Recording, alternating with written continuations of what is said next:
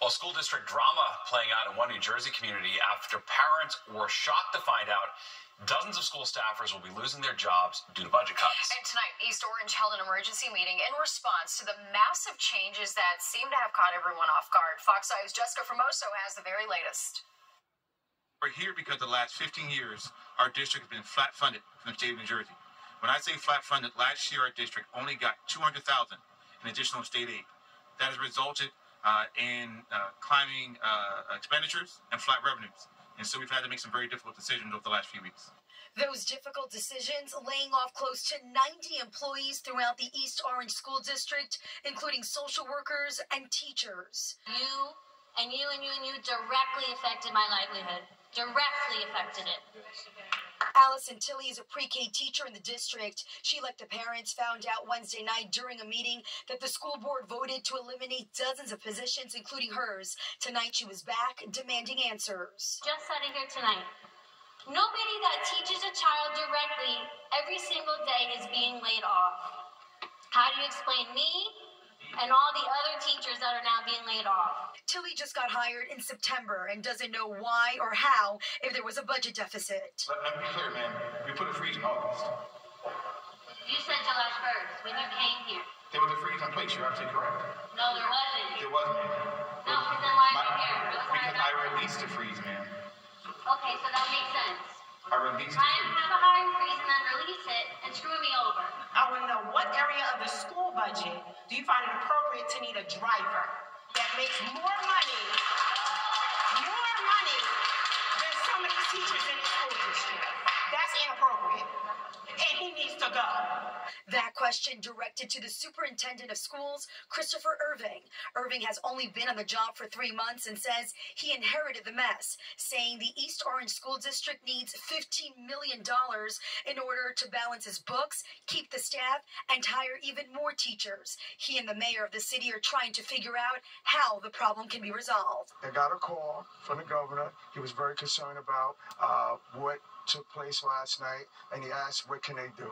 Thursday morning, school officials announcing an unexpected half day after dozens of teachers called out, a day after finding out about the layoffs. School officials say they don't expect teachers to call out on Friday, but if they do, they have a plan in place. They say classes will go on as scheduled at all district schools. In East Orange, I'm Jessica Formoso, Fox 5 News.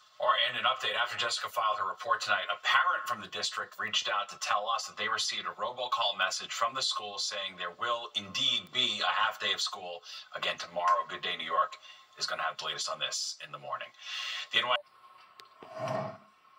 With less than 3 weeks to go until Election Day, and this highly charged political atmosphere, bipartisanship is hard to come by. All right, but one New Jersey business owner is willing to make campaign merch in the form of hats for both presidential candidates. Teresa Priolo takes us to his Newark factory.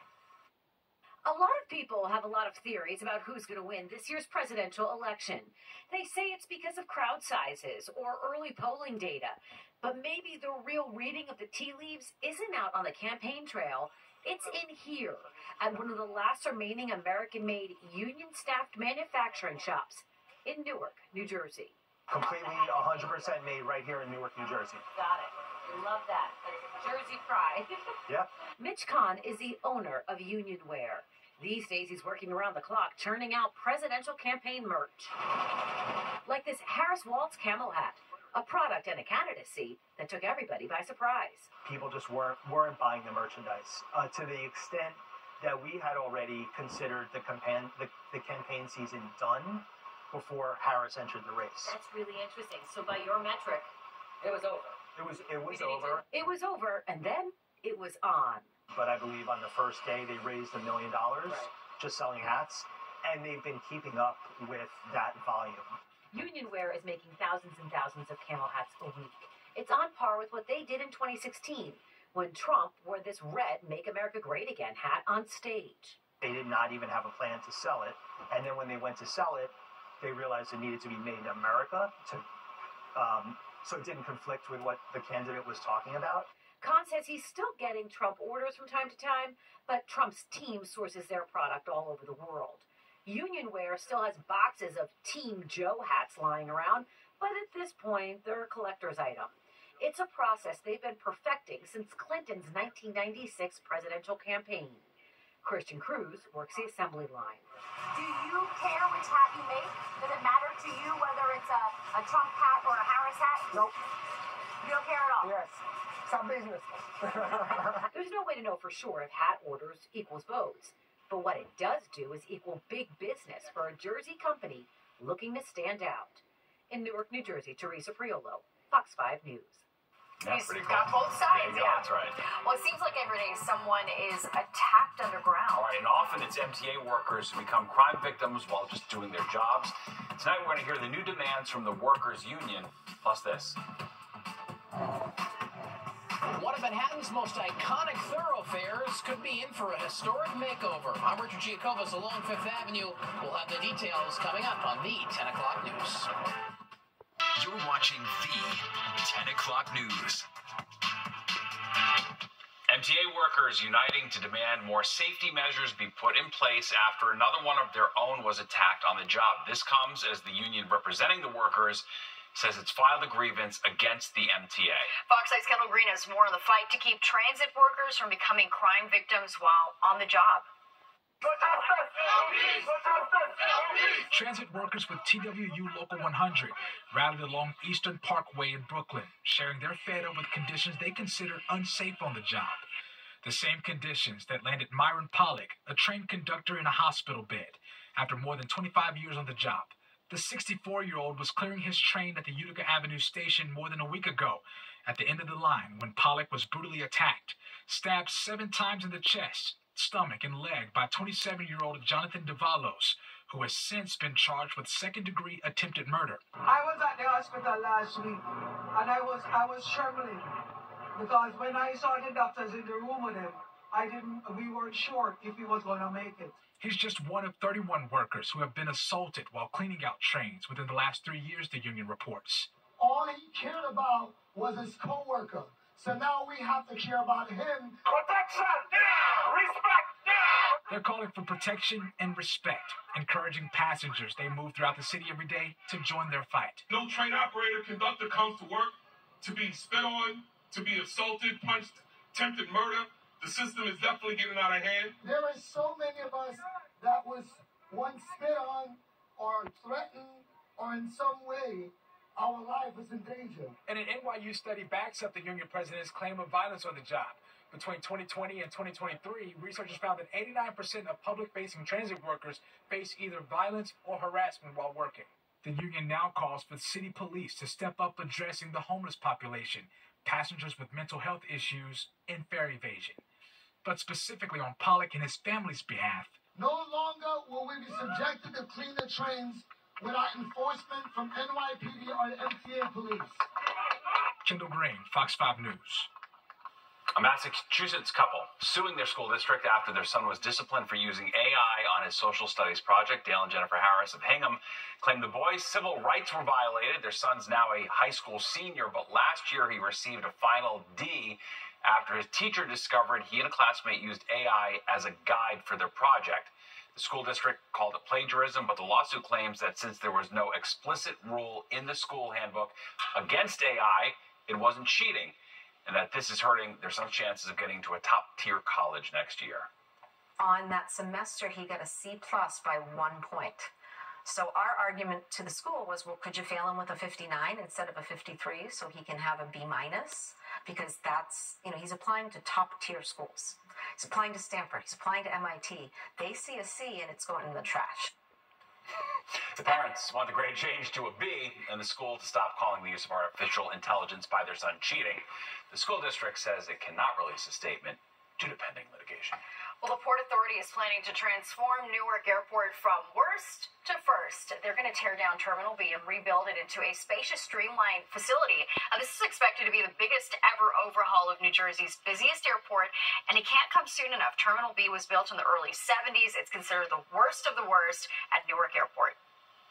You are going to see the vision that we have that's expanding Terminal A, and more importantly and equally important, you're going to see the unveiling of the future of Terminal B.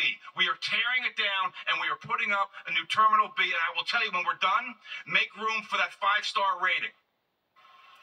As as of right now, there is no timetable on when these renovations are set to begin or be finished. Well, there's a new plan in place to transform Fifth Avenue into a world-class pedestrian-centered boulevard. All right, it's going to be the first makeover in the famed Avenue's 200-year history. Fox 5's Richard G. Kovas has more on the redesign and exactly what New Yorkers can expect. It's quintessential New York City, Fifth Avenue, an iconic stretch of high-end shops along with historic hotels and skyscrapers. At Christmas time, it's a mecca for New Yorkers and tourists alike. It's just tourist happy out here. So to keep up with people like Cecilia, one of the more than 5,400 people per hour who travel this thoroughfare, Mayor Eric Adams, along with the Future of Fifth Partnership, announced today that Fifth Avenue could soon be completely transformed into a world-class pedestrian-centered boulevard, the first major redesign in the Avenue's 200-plus-year history. What we're trying to do now is give back Fifth Avenue to the pedestrians. It feels safe to not feel like we're going to get ran over the minute we step out off the curb. Pedestrian-centered means bigger sidewalks, adding new trees and planters, as well as new seating. But to do all of this, well, you have to encroach on traffic. And for those drivers, well, they say this is just par for the course. I think this is by their design, isn't it? They put bike lanes because they thought we were Holland. We're getting the hell out of the city. No good, bro. No good. They made the bus lane for nothing. They still be late. All right, so I want to take you through this lane by lane. This is Fifth Avenue now. Here's what goes away, and here's what comes back. This lane becomes an extended sidewalk. This lane is regular traffic. Then we go over here. This is going to be the new bus lane, only buses. Then over here, this becomes a shared lane for cars and buses. More pedestrian traffic this way as the sidewalk extends on Fifth. All of this subject to change because public comment will happen over the next week and a half. Construction, if it's approved, begins in 2028. On Fifth Avenue, Richard G. Kovas, Fox 5 News. Well, the vessel at Hudson Yards will reopen to the public this Monday, the 21st. The 150-foot sculpture closed 3 years ago after 4 people jumped to their deaths. So it now has new safety features, including a floor-to-ceiling steel mesh that does not compromise the vessel's iconic form and views. People will be able to come up and come all the way to the top of the vessel, experience it from top to bottom, and that's something they haven't been able to do for a number of years, and we're really pleased to be able to enable that yet again. All right, well, tickets are $10 per person and are only available online at vesselnyc.com. Tickets are free for kids under 5. We are learning new details tonight in the shocking death of a member of One Direction. How Liam Payne's former bandmates are remembering the pop star. Plus, I'm gonna wash that man right out of my hair. I'm gonna wash that man right out of my hair. I'm gonna wash that man right out of my hair. All right, and remembering Mitzi Gaynor, the star who sang and danced her way into millions of hearts on stage and screen. Right out of my arms. I'm gonna wave that man right out of my arms. I'm gonna...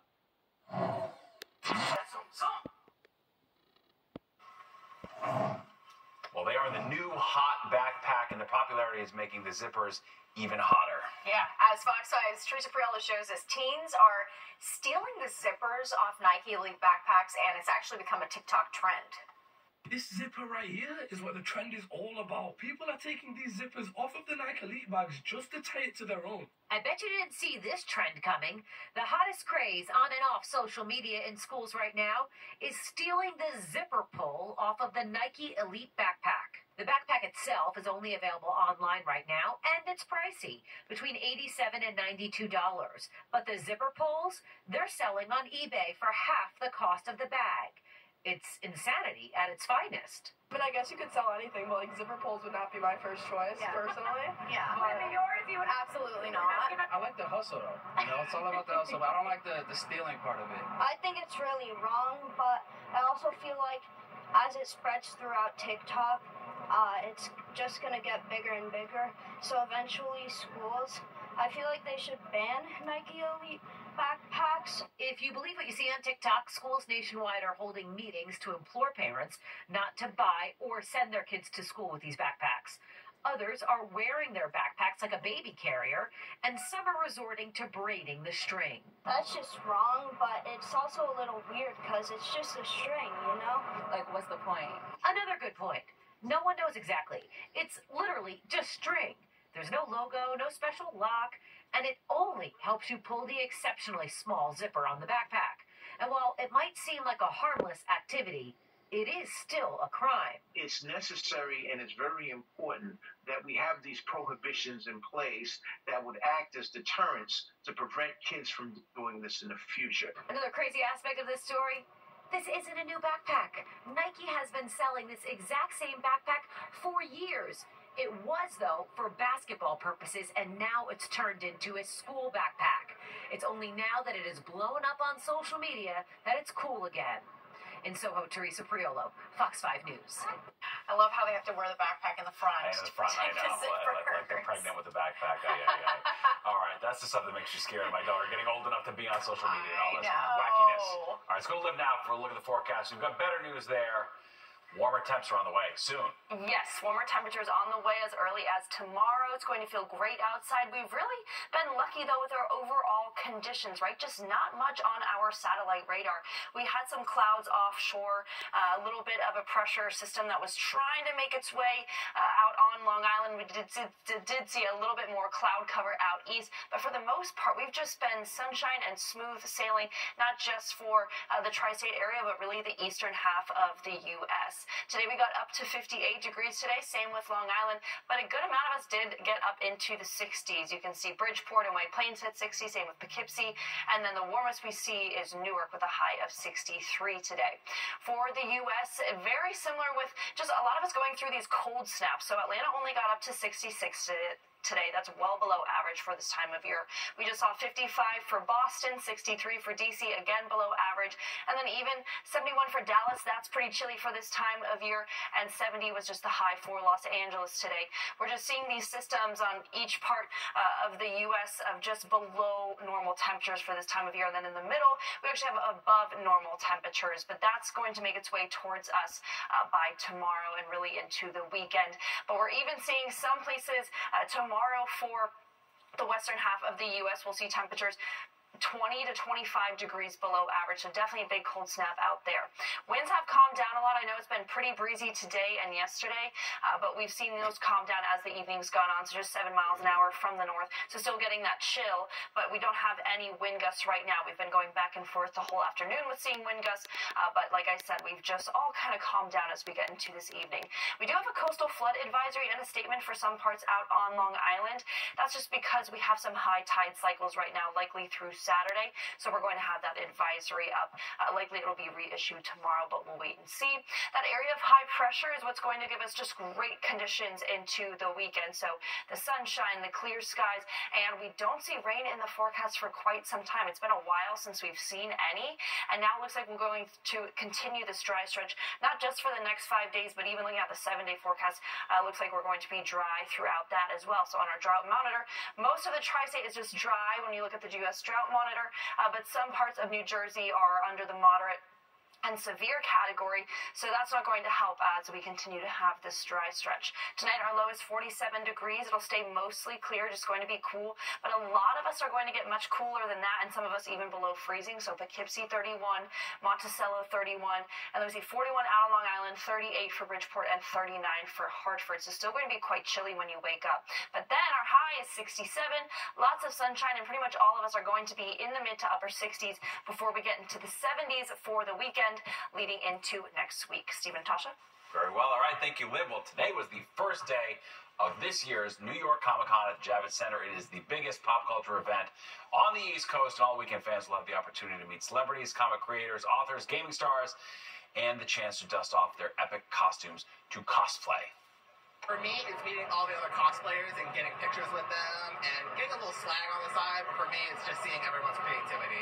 It's the culture, honestly. Like, it makes everyone just bring their best selves.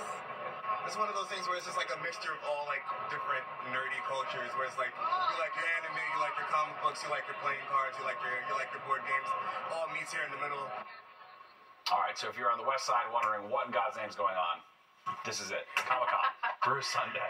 It's fun to watch. Yeah, it is. All right, well, it is prime pumpkin spice season, but you may be seeing red instead of orange. New numbers revealing why you might be paying extra for that taste of fall. When it comes to tattoos, women now lead the way. According to the Pew Research Center, 38% of women in the U.S. have tattoos compared to 27% of men. Experts say many women use body art to honor something or someone or to cope with trauma. Overall, the study found nearly a third of Americans have at least one tattoo.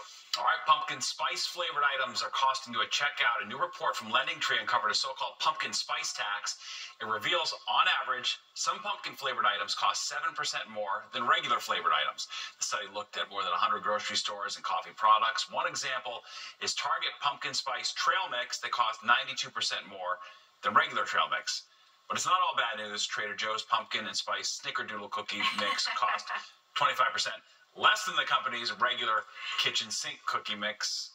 Although kitchen sink implies a lot of ingredients, but who knows? Yeah, well, I just love the fact that they had a whole research study done on yeah, this. I mean, it's like the important massive part of our economy at this point. All right, well, there is more of the 10 o'clock news straight ahead. But first, here's a look at what you can expect tomorrow on your commute.